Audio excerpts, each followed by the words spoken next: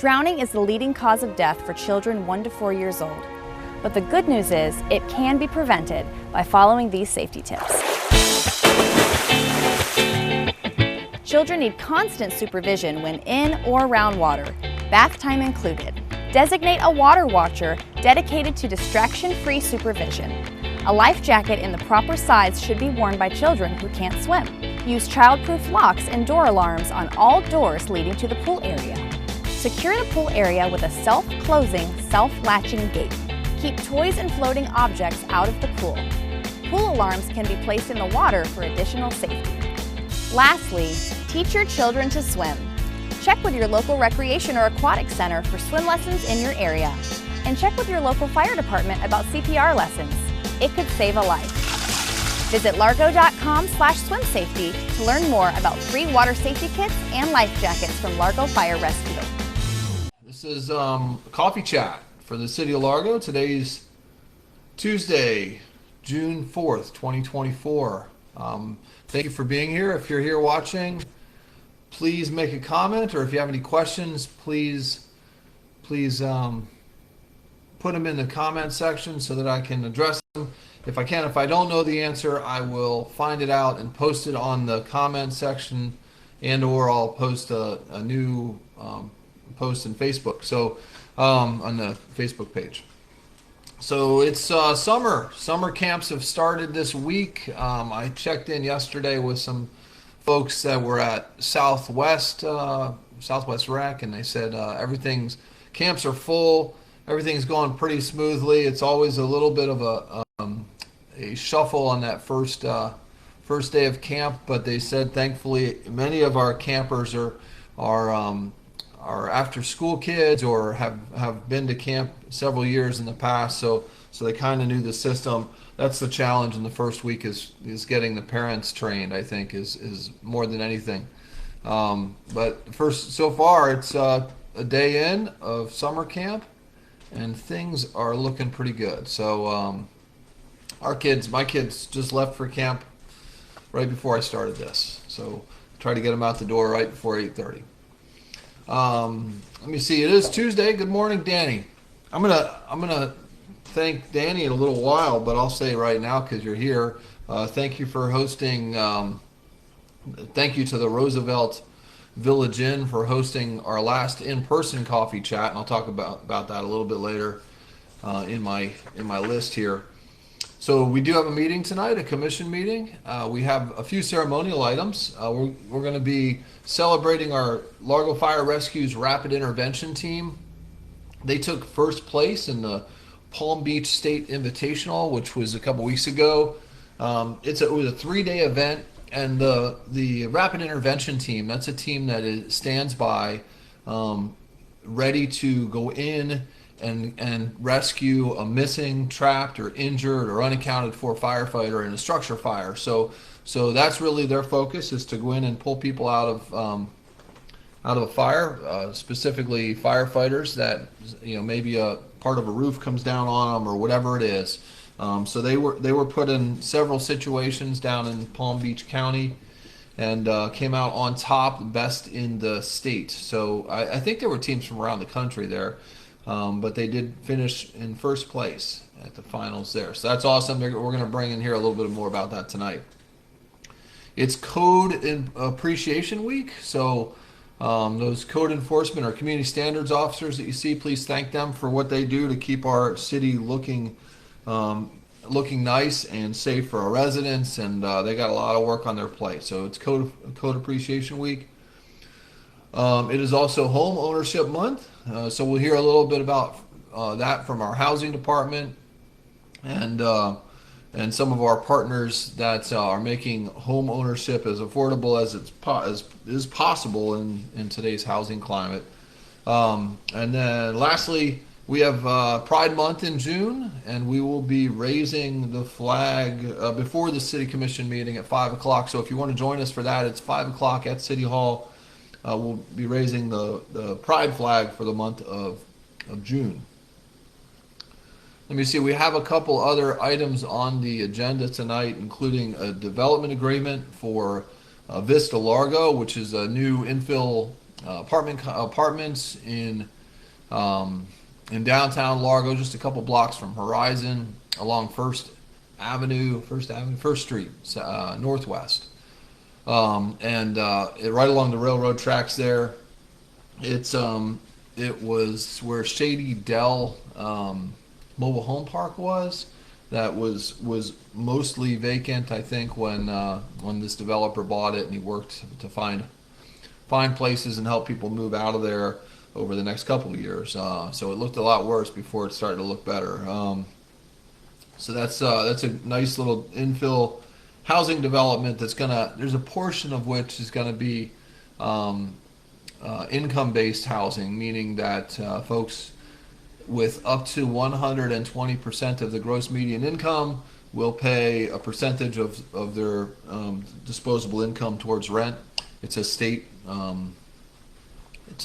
calculation that based on how much they make each year, that's what their rent will be. So there's no subsidy or anything like that. They just hold back a certain amount for income-based housing, which helps people keep their housing at a reasonable level of affordability based on how much they make. So it's a good system. The nice thing is that there's not ongoing tax money going into that. That's good. And also it gives folks places to stay. The one thing that I noticed that's kind of new on this, we were talking about how long, in the past we were talking about how long those affordable units are going to be kept in that range of affordability. And in the past it was always 30 years. For this it's going to be 50 years, and it goes with the land. So even if it sells to a new owner, there will be those income-based units that are set aside, and the rest of it's market rate. So that's also a nice mix. Essentially what happens is the property ends up staying maintained better because there are market rate apartments, and they need to keep it maintained nicely so that the market rate folks will continue to want to live there. Good morning, Stacy. Again, thank you for being here. If you are watching on Facebook, please make a comment and say hi. Let me know you're here. Or if you have a question about anything that's going on in Largo, if I don't know the answer, I'll find it out and get it to you. Let me see. That's we're also reviewing the contract with Colliers. Colliers is the real estate company that is managing they're the leasing agent for Horizon. So we're looking at that contract, considering making a couple changes to it. I'm anxious to hear that discussion. I hope that we're about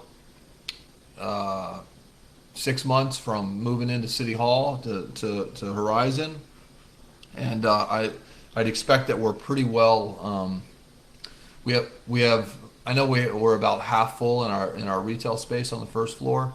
It's probably pretty normal, still being 6 months out of finishing the building, but I'm anxious to hear exactly where we are with that. And we'll hear some details tonight because Colliers will be there. Lastly, we have the referendum for the current City Hall site. So we'll be talking about the wording for a voter referendum. It's up to the voters on whether or not we're able to sell that property for a real specific set of redevelopment possibilities. So you can take a look at that. It's essentially residential with a mixed-use component. So think maybe single-family homes or townhomes, and then out towards Highland, some doctor's offices or a restaurant or something like that. But the referendum will be talked about tonight, and I'm sure that we'll talk about it in detail, because we want to be really clear to the voters on what exactly our vision is, as clear as we can, and still leave some flexibility to work with a developer that might come in and want to do something there. But there's certain things that we definitely don't want there, and the neighbors don't want there as well. Regardless of if the referendum passes, the whole process will still be in the public eye. Meaning it's our decision, the commission's decision, once that's through. So those will be done in public meetings, and we'll look for public input to make sure we have a really good end product for that parcel. So we'll be talking about that. In other city news, you may have seen this. The Starkey Road Recycling Center is changing its hours. It's been 24 hours for a long, long time, and it has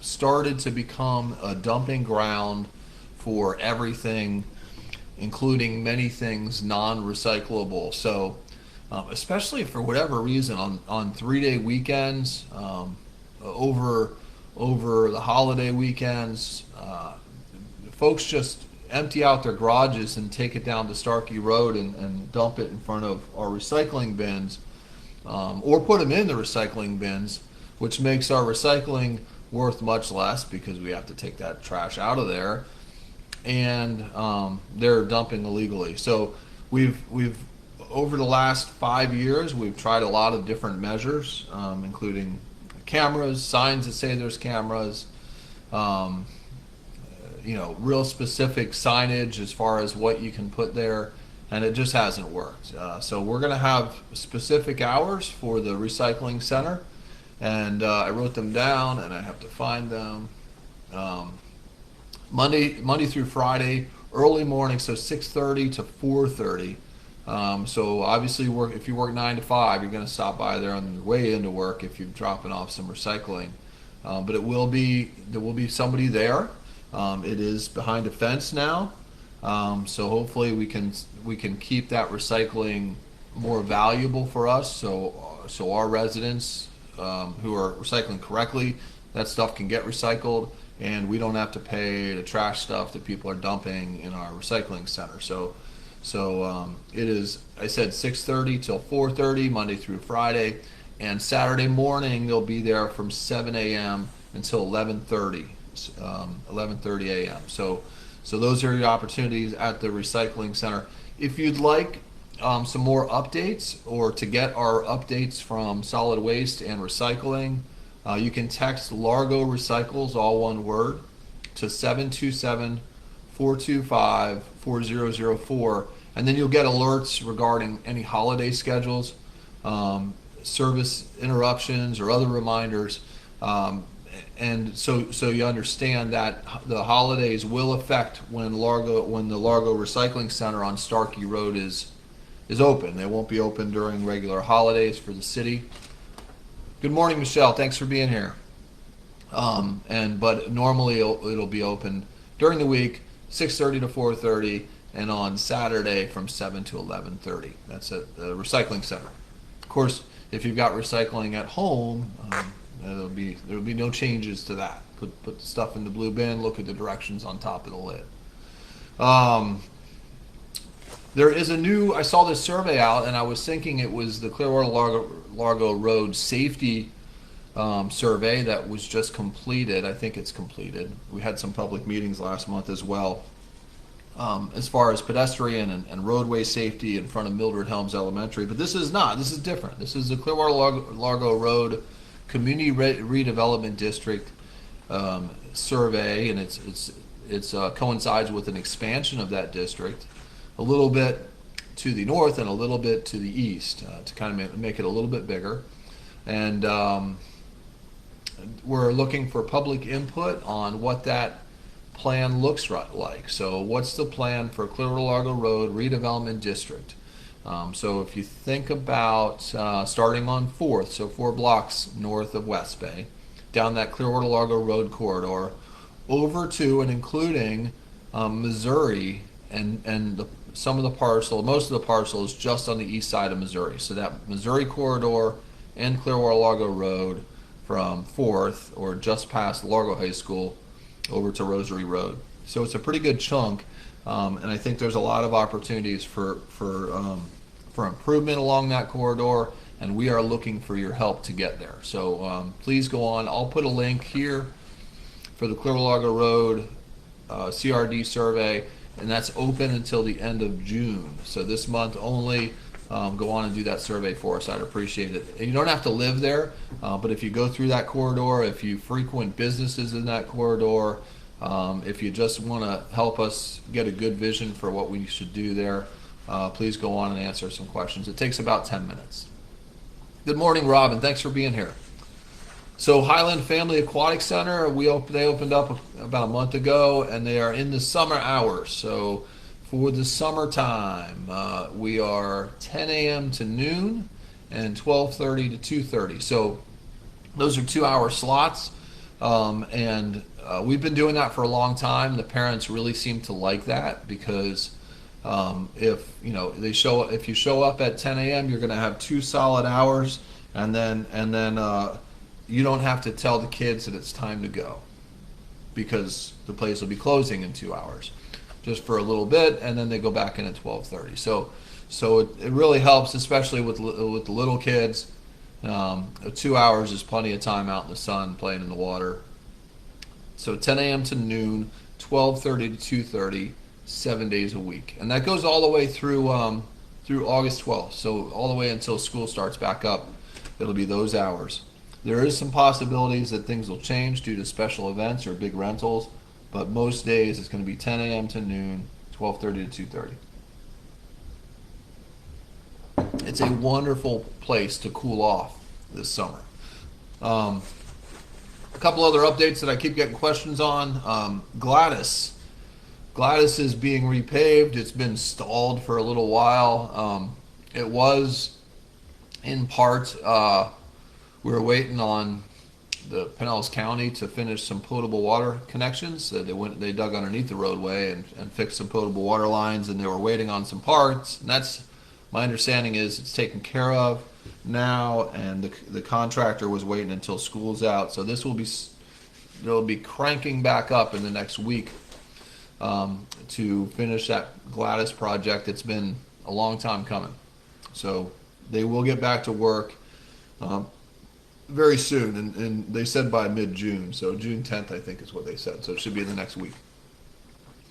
And then 8th Avenue, as you know, that's a Pinellas County project, fixing some of 8th Avenue as well as the seawall along Taylor Park.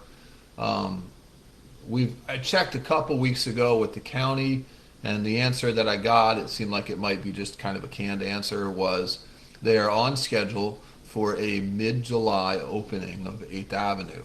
I'm cautiously optimistic that might be just their initial plan, and hopefully they're a little bit ahead of that. Gosh, it seems like it's been a little while.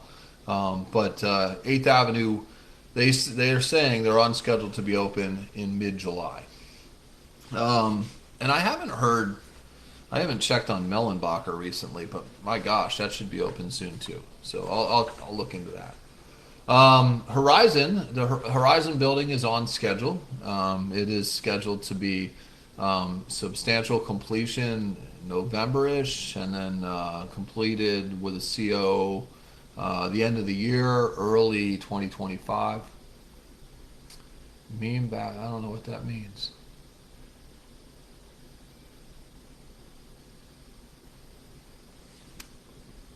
Well, I don't know what that means, Michael.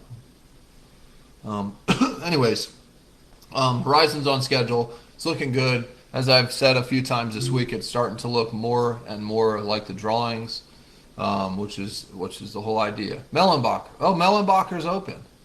Thank you. It auto-corrected to Meme Backer. Meme Backer is open, and Mellenbacher is open too. Thank you for the update. I appreciate it. The last time I drove up there was like last week, and it was still closed. Thank you for the updates. It's good. See, I learned stuff here too, and thank you for helping me with that. Let me see. Pre-qualifying just started. Pre-qualifying for the November election for the city of Largo just started yesterday. So candidates picked up their petition cards. And there are 6 candidates in total, and so there's 2 commission seats, and the mayor's seat are all up for election. and there are 6 candidates that have signed up to run for one of those. So if you see somebody with a petition card, please take them, and you're a registered voter and you live in Largo, please take a minute and help them just sign that card. It doesn't commit you to supporting them in November. It just helps them to get on the ballot. There is no other qualifying process in Largo, so you can't just pay money and not get the 200 petition cards. We've talked about that many times over the years, and quite honestly, I think if it really helps you understand what you're getting into. It's not that much work to get 200. It's some work, but it's not that much work to get 200 cards signed by Largo residents, and I think it's pretty fun, and you learn a lot about what residents think of what's going on in the city and where we could do better. It's a good process. So it's just started. Please sign those. Even if you don't plan on voting for that person in November, it doesn't really matter. It just helps them get on the ballot. They're going to get 200 either way, I would hope. So that started. There's 6 people out there getting cards signed. And lastly, on my list, I wanted to thank Danny and the Village Inn out at Roosevelt. If you haven't been out there, it's a beautiful restaurant. It kind of sits behind Cheddar's, in between Cheddar's and the Walmart there. They really did a nice job. The service was great. People were nice out there, and they hosted us last week because our last in-person coffee chat. Because of the Memorial Day holiday, we had to bump it a week, so I figured we'd change out to the east side because we've been on the southwest side since the beginning of this year at the golf course. We'll be back at the golf course in 2 weeks at 8:30 a.m. and that's in person. If you would like to be on my email list, I send out emails to folks that have been to that in-person coffee chat. There's about 80 people on that email list. And I just send a reminder a couple days before. And then the only other email I typically send is if there's some questions I didn't know the answer to, I will send an email out to the whole group and say, somebody asked about Gladys, and this is what I found out. Or somebody asked about homelessness and over here, and this is what I found out. And then I just only send out a reminder and then that follow-up email. Even if you know that you can never make those, feel free to just message me your email address and your name, and I'll put you on that list. And if ever you want to be taken off of it, just let me know. But that is it for today's coffee chat. I hope you guys have a wonderful week. I've got a busy day today, and we have a meeting tonight. So if you are coming to the meeting, remember we are raising that flag for Pride Month a little bit before the meeting. So if you'd like to come to that, that's at 5 o'clock out in front of City Hall. Have a great day.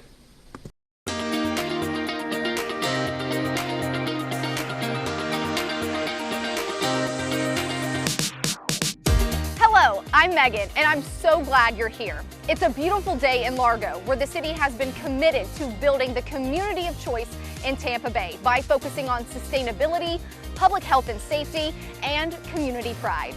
There's been a lot to see in 2023, and today I want to give you just a glimpse of what's being done to build the community and what's on the horizon.